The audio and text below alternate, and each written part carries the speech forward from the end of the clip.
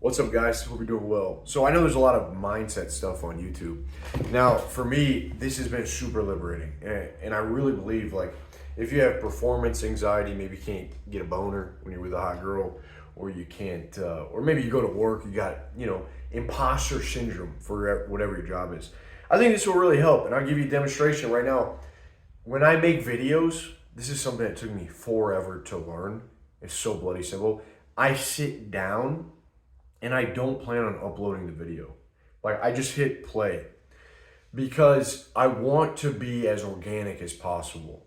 Now, these videos are supposed to be a conversation, right? So if I was gonna have a conversation with you, we wouldn't like sit down and say, okay, now let us begin this conversation.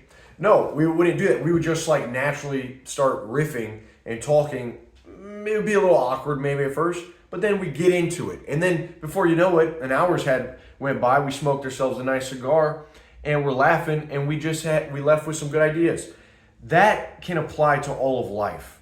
What I've recently, not recent, but what the mindset has been is like, I don't have to do anything. I don't put any requirements on myself. I am a man, I'm just a man that God created existing on this earth. I am okay how I am. And whatever situation that I'm put in is a new experience, a new chance to learn. So wherever I go, I don't need to perform. I don't need to make that girl, I don't need to, I'm going to keep myself PG here. I don't need to make a girl have the best night of her life when I am in bed with her. I don't need to be some freaking prawn star. I'm just going to go in there and pull down my pants. Very simple.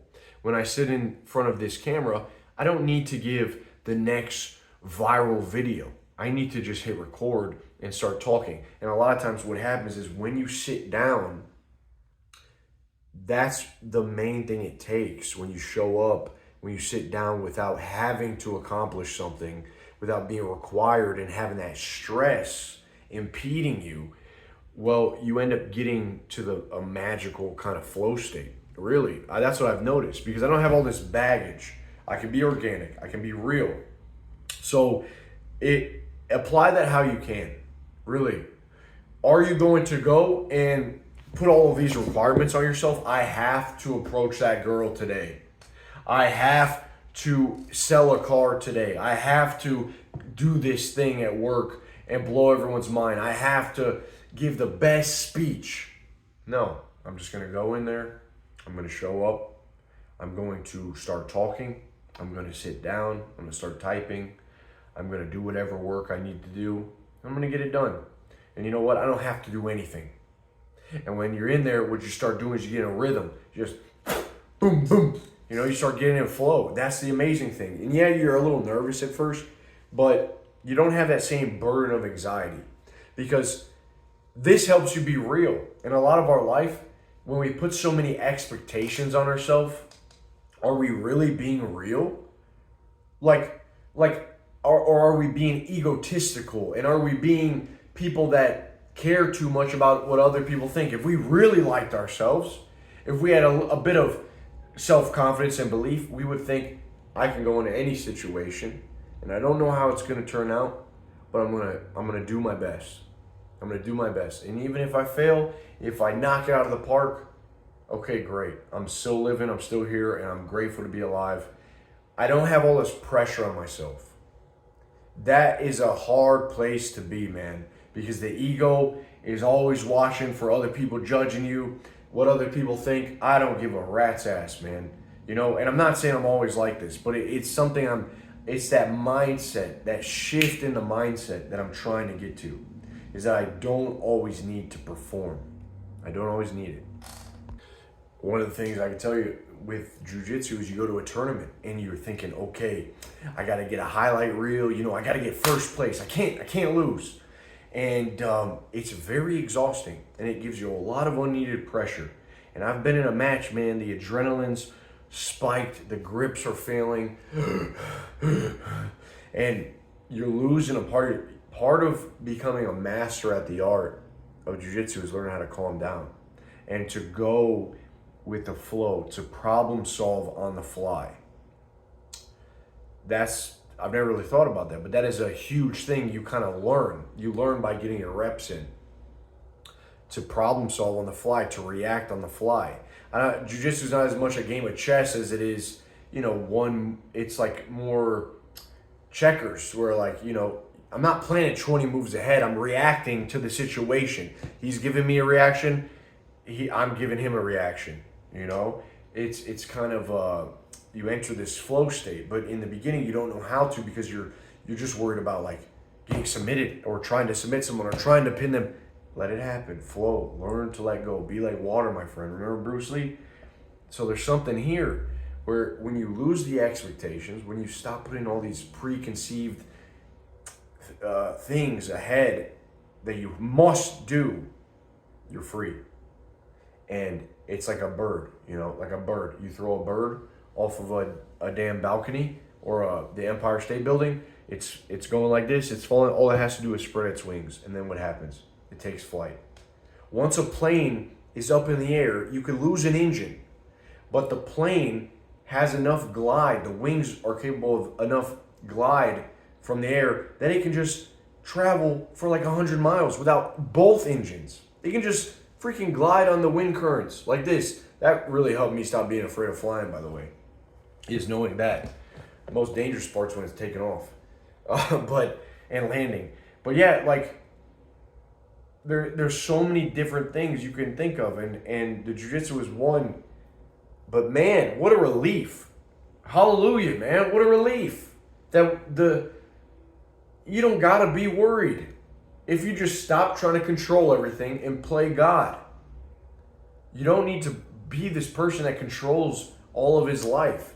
And he micromanages every single little aspect and tries to think about every little thing. Even with jokes and humor. Am I gonna kill with this joke? Is this joke gonna make everyone laugh? Or do you just naturally get in a state where you can say things that are humorous, that you find funny, that end up landing well, and sometimes you don't? That's okay, who cares? I think maybe what cringe is when we see people trying too hard, and it reveals a part of that person's self that maybe they didn't even know about, because they're so used to trying so damn hard that it's cringe. Like, why is he doing this? Why is he doing it? Why is he not free? Why is he not able to relax right now? And so who cares about cringe? Because to cringe is human, okay? So be okay being a little cringe here and there. It's part of being human. It's how you learn. It's how you iron yourself out. I don't know, man. Just a mindset shift that I wanted to announce to you guys. Kind of introduce. Maybe if you haven't heard me, I know you've heard it, but that has been such a thing when I make these videos. Like I don't even think I'm gonna upload this, and then I finish it. I'm like, oh, okay, I'll upload it. And it's like that level of pressure going in with that mindset is way more freeing than is, okay, now I'm going to record. Now I'm going to I'm going to have this and that ready, and I'm going to say this and that. And then what ends up happening is you start to get a stick in your ass, and you start to not be relatable, and you start to lose that sort of human part that makes people connect to you. That is where that's where you give people the light, man, is when you're relatable, when people can share in your story, and in those maybe awkward moments, in those funny moments, they can relate to you. And that gives them permission to be more real themselves. And that's how I think people have asked me this so many times, can you please do a video on imposter syndrome? Okay? It's like, if you're a surgeon, do you go in thinking, I have to do this? Now, I've never done surgery, okay? And I know people that do surgery. I'm sure this is a huge demand on the mind. It's taxing. But do you have the skills. You built the ship. When do you see if the ship flies? You built the freaking plane. When do you test like the Warner Bros. Or am I saying that right? Was it Warner Brothers that made planes? What the hell am I talking about? Anyway, you gotta see if the plane flies, man. Okay? You built the ship. When you go in that surgery, I have to perform. I have to knit, or do you just go in there, you do what you start to peel back the skin, you get your utensils, not your shrapnel, I can't even speak right now, dude. You get your damn scissors, your knife, you start cutting away you get the bone saw.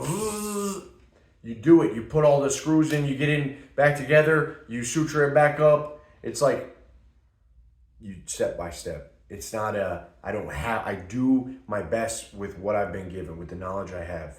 Okay, and you always learn something. You get your reps in, just like jiu-jitsu. You get your reps in. Every round is a repetition that you become better. You become more aware, more skilled. You're able to act within the moment and have flow in your life.